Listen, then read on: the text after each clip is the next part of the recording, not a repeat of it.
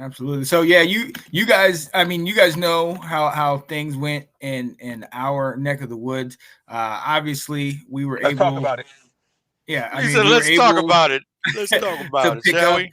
our Talk about it. guy, or there are a lot of people's guy, Jaden Daniels. Y'all know how I stood. I'm a Drake May guy myself, but we got Sure. Jaden Daniels. He's in house. He's looking good. You know, I think, and Nathan, I know you and I have talked about it, that when you're at this point where you're really trying to do a full rebuild and really get a foundational piece, that quarterback is good.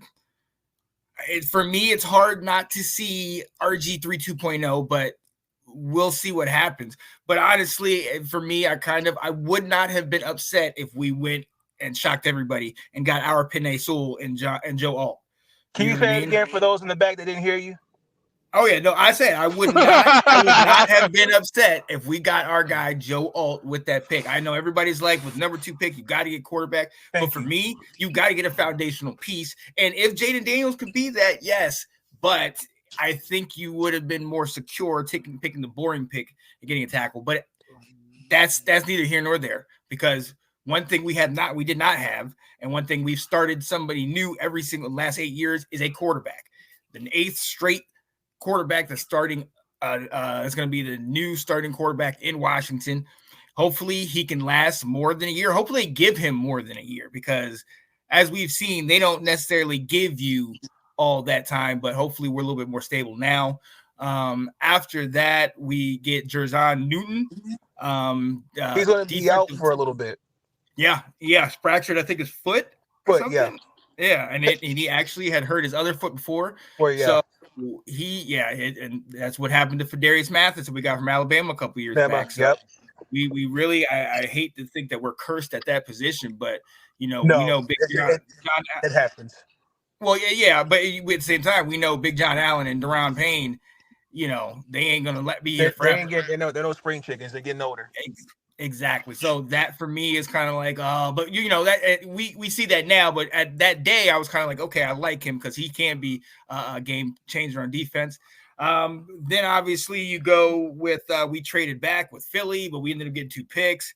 We get the tight end who I love. Obviously, we get Ben Sinnett. Sinnett. We get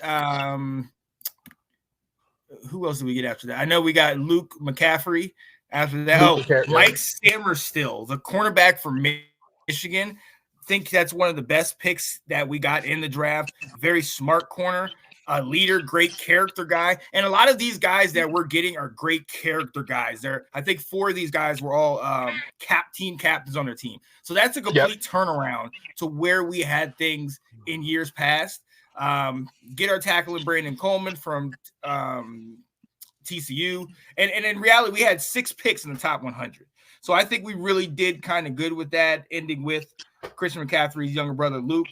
And then we got a couple depth pieces with linebacker, safety, and edge later in there. For me, it's hard not to say just because we hit what we needed. And even if we didn't necessarily, I thought we were going to go tackle. If we didn't go first round, I thought we were going to go second round.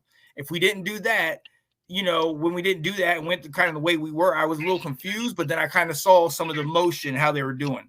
They traded back, got more picks, and were able to get quality players that were good character, high octane, good moral type of guys. So it's a lot different than Washington has been doing, and I'm kind of excited about it. But y'all know me, cautious optimism. I'm not even gonna go out here on this limb. I've been here before.